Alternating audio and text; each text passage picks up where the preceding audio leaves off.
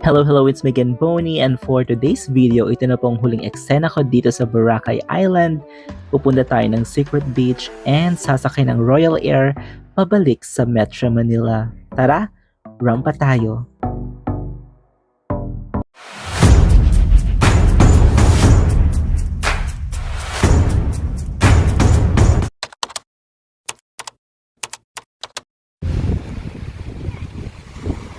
Ayan, nasa station 1 pa rin ako. Super walk ako in case merong daanan dito papuntang Secret Beach. Doon pa kasi siya sa dulo. Ito na ata yung dulo ng White Beach. May Secret Beach doon pero di ko alam kung may daanan. Malalaman. Ito ganda mo. Parang mas tahimik pa dito sa Station 3 kaysa sa Station tsaka Station 1. Mas crowded doon. Dito wala masyadong tao.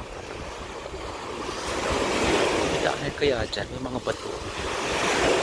Natin.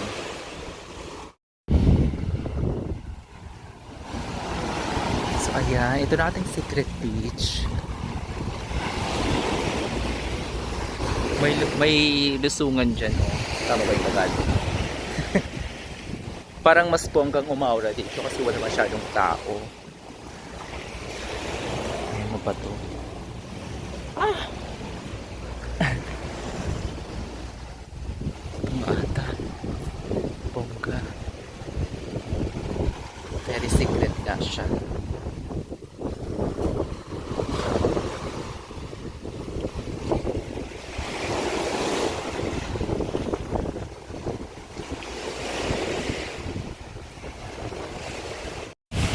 So ito na po ata yung Secret Beach. Wala kasing pangalan. And nagpicture-picture ako. Ang saya. Walang tao masyado. O diba? So ayun mga misis. First time ko dito. And ang saya lang. Ang ganda-ganda pala ng place na to. Diba? So ayun po yung lagusan ng Secret Beach. Hindi ko alam kung Secret Beach to ha. Pero yun nasa mapa. So maliligo na ako at malapit na ang sunset. Sunrise or sunset. Hindi tayo maligo at may afam. Charot.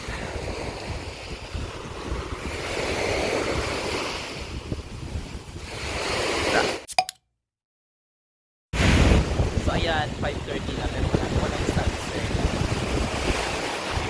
Hindi ko sure kung magkaka-sunset pa ba kasi wala namang may sun kanina.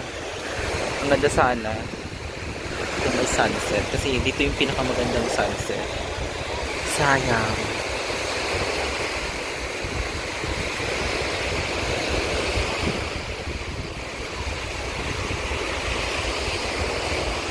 So today super ligo lang talaga ako. Sinulit ko yung mga beach. Never ako nagkuhan ng mga activities. Nag-join ng mga activities kasi parang hindi ko feel. Gusto ko lang talagang maligo sa dagat. Diba? Ayan, magka-happy hour muna tayo. Walang sunset. Ang sad. So, happy hour nila is 200. Umorder ako ng mojito. Buy one, take one. Dito ako ngayon sa parang pang Mexican to. Ayan, ang harap, ang view.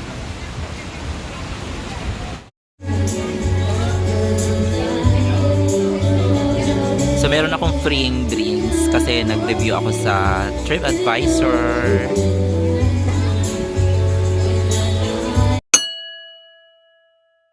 So ayan, nahanap ko na yung bar na favorite ko 2 years ago, yung Aplaya. Nag-renovate pala sila kaya hindi ko siya nakita yung isang araw. Ito na siya. Diba?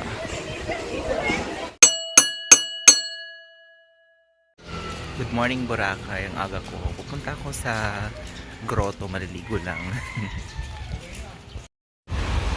So ayan, ito po ang ganda ng Boracay pag morning. 6 AM pa lang and ayun yung grotto. So gusto ko kasi less tao pero may tao pa rin, mas konti nga lang. Diba? So So yun mga misis, palis na ako ng Boracay, check out na ako sa aking hostel, and sasakay na ako ng pampublikong transportation pa port. Kasi yung flight ko is 12:20 a.m. So sabi, 3 hours before flight, kailangan mag-check-in. Walang check-in online ang Royal Air. Hindi ko kaya, parang wala. So, agahan ko na lang. So ayan, nakasakay naman ako agad-agad. 25 pesos lang ang pamasahe. Ayan, dito na ako sa port. Diyan ako sumakay, 25 pesos din. Tapos ito, mga bata. Dalawa, sir. So ayan, nakabili na tayo ng ticket. Package yung binili ko, 230 pesos lang. Andun na yung terminal fee, which is 100. Tapos boat fee, then tricycle, 230. Diba? Mura lang. Tapos bibigyan ka ng sticker. Ito yung mga number sa boat. Tapos resibo ng tricycle tsaka terminal. Ayan, tapos sa may number makikita mo yung pangalan ng sasakyan, every store sa isa. Tapos may seat number.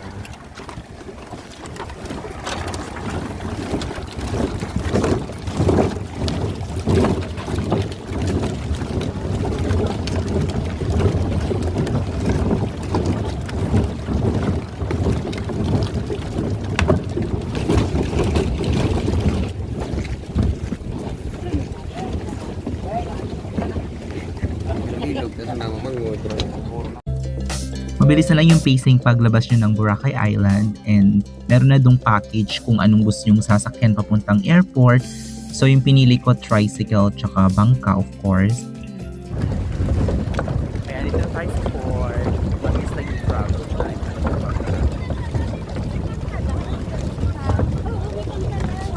Ayan, tapos may mga tricycle na dito.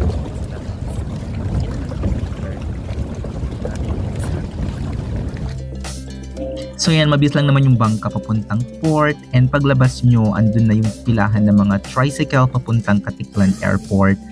So ayun, merong sticker yung damit ko, and doon ka na kukuha ng ticket. So bayad na siya bago ka pa lumabas ng Boracay Island. So ito yung pilahan, and kung mag-isa ka lang din sa tricycle, o diba? Kung may kasama ka, kayo din ang magka-tandem sa tricycle mismo.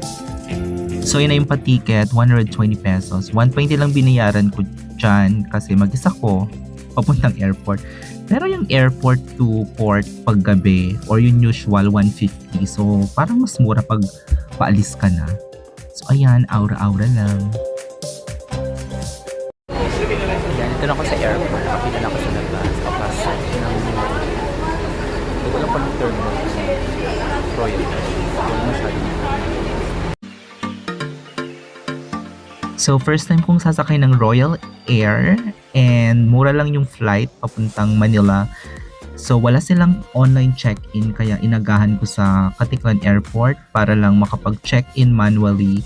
So ayan, pasok na pasok. Hindi siya delayed, and on time sila. So far, first experience ko, on time na agad. So uulitin ko ulit, sumakay ng Royal Air. Pero pili lang kasi yung mga flights nila, so hindi lahat ng destination sa Pinas meron sila.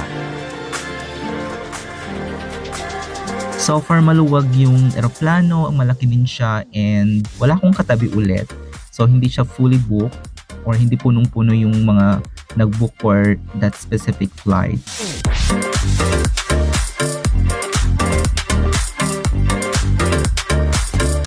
So yung mga misis, I'm so happy kasi nakabalik na ako ng Boracay Island after 2 years, and pabalik ulit tayo ng Manila para naman sa ating next ganap papuntang Mindanao.